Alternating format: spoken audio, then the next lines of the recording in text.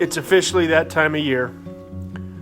Snow's melting, creek's running, and I'm up to my ears in mud.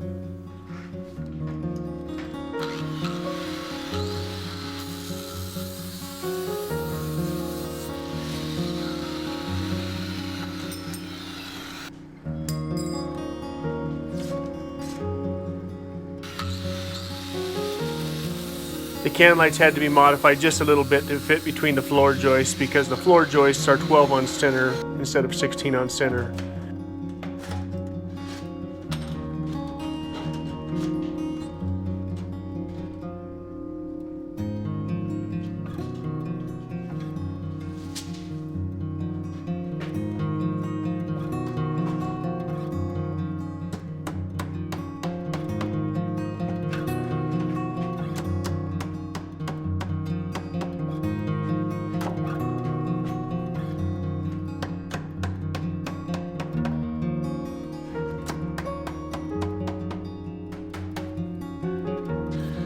Once I confirmed that it would work okay, I had to repeat that process to all 26 can lights that we intend on having downstairs.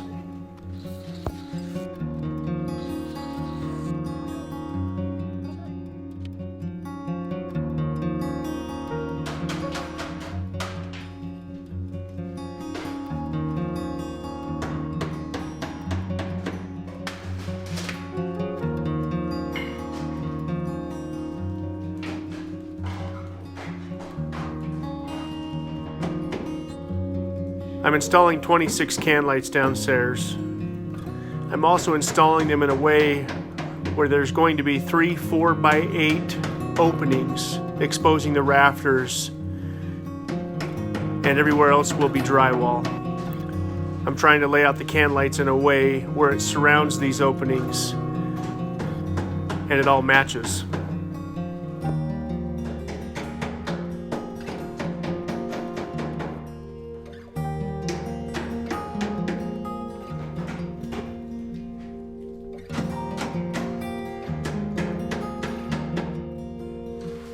It's cloudy in the morning, raining in the afternoon.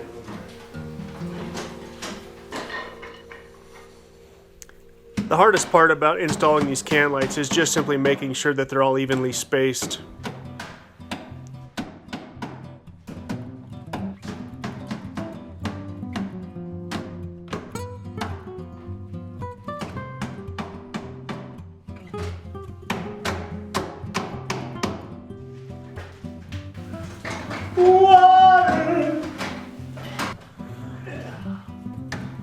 So far, I have nothing bad to say about these can lights. They're going in very easily, and they're durable enough. They could stand to be a little bit thicker, but they're fine.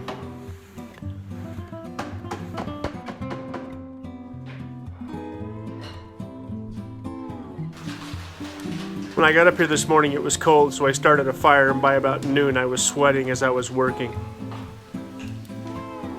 The days of having a fire seem to be going away fast.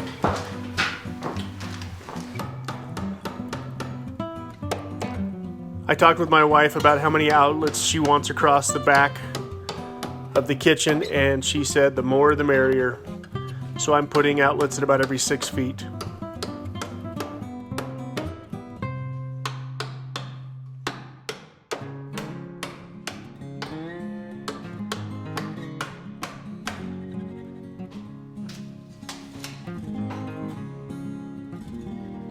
I compared them to the house that we're in right now. They're about 47 inches to the top of the box. Seems to be standard.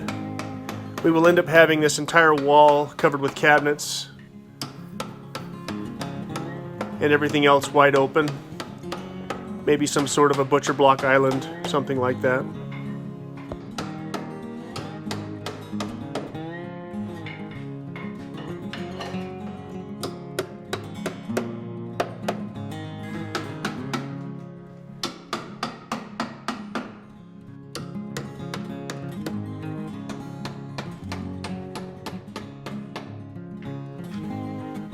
This is the location where the back door will be.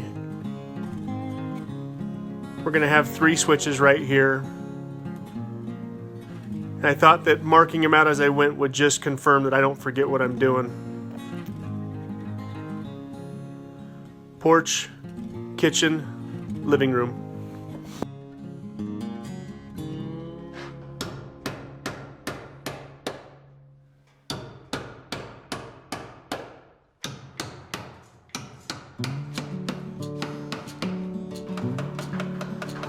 I installed a specific outlet for the fireplace. If we ever get a fireplace with a blower on it, I figure this would be something we'd like to have.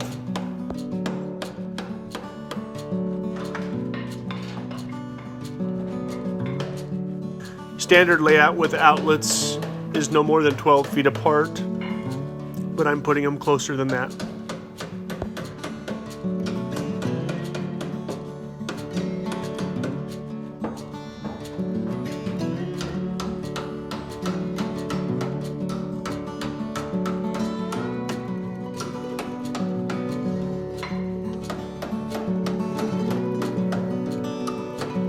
I installed an outlet for the water softener and for the tankless water heater.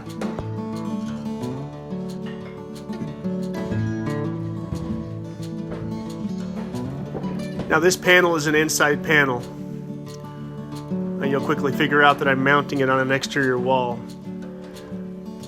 Once it dries out a bit, I'm going to do some dirt work, pour some more concrete, and this will be our utility room where all of our batteries, our charge controllers, and anything relating to the solar system will be kept.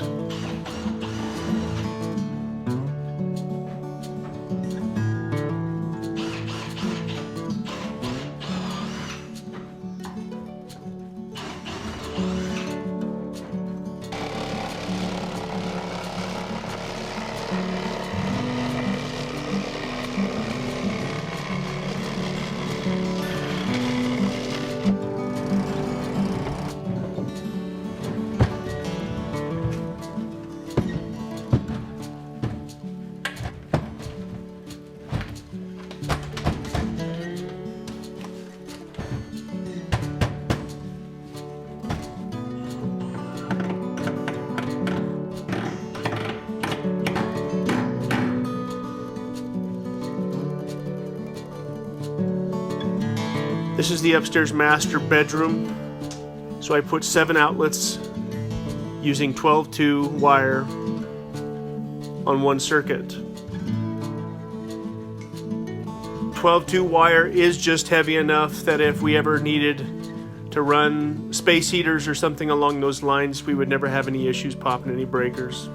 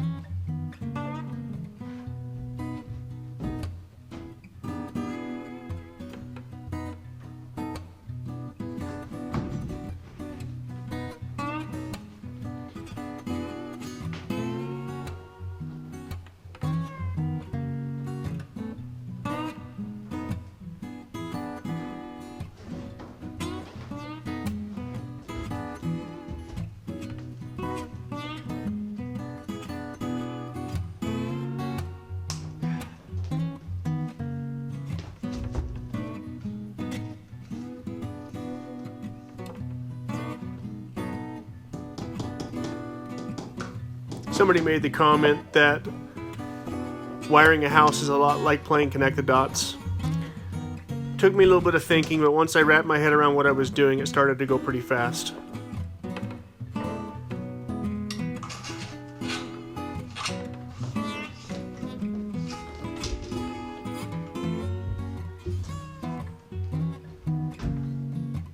I pre-drilled all the holes at least 2 inches back into the stud. That way I don't have to use nail plates where I can avoid it.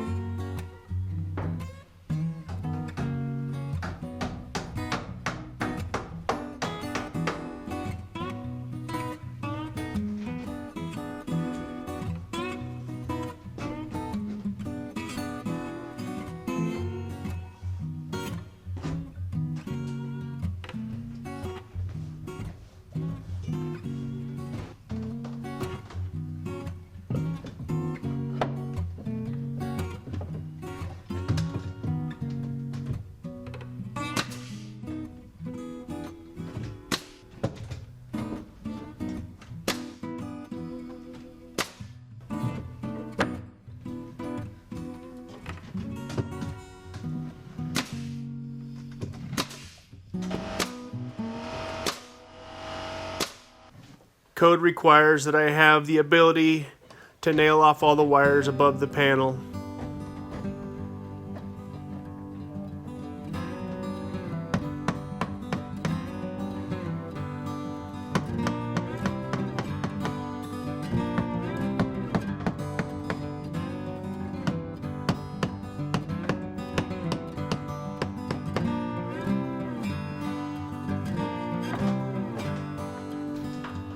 This is for the ceiling fan.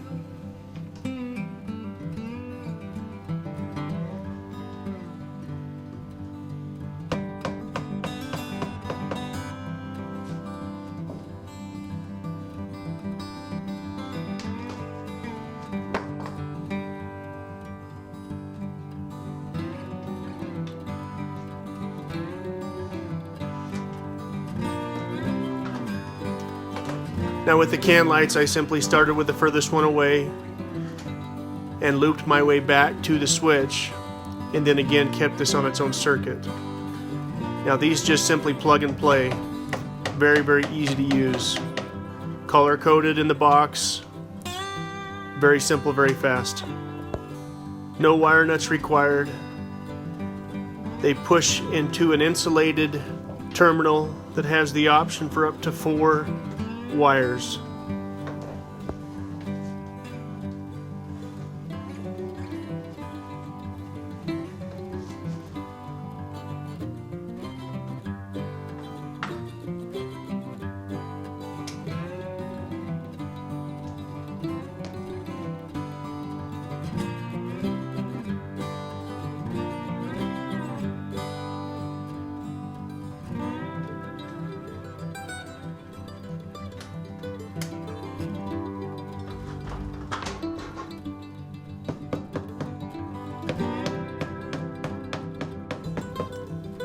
I'm not sure what the code is on staples, but I'm putting it at about 18 inches apart.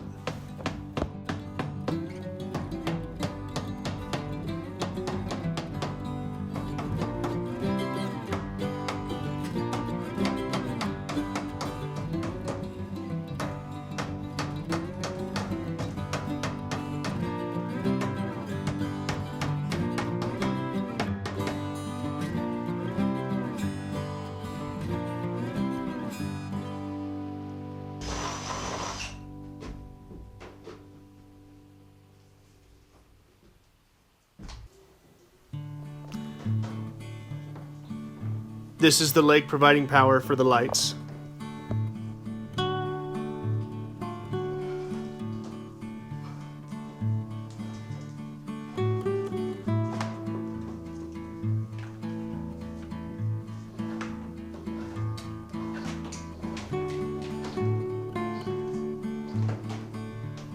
My OCD kicks in just enough to where I want things to look good, even though most of this is going to be hidden and never seen again.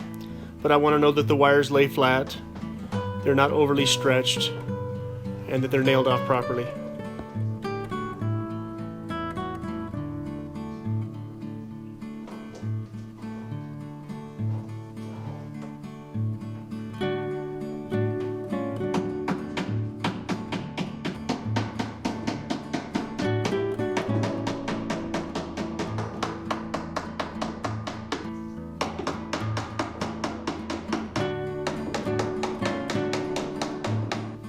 Initially, I was going to install the 220 line for both the range and the dryer and just have it there, partly because I wondered if it would work on solar, but there's probably a $300 to $400 expense in doing that, and I've since decided it's a complete waste. We're going to have a propane range and a propane dryer.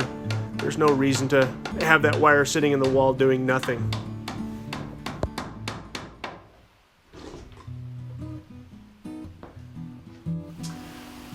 I just finished the first bedroom, otherwise known as the boys' bedroom.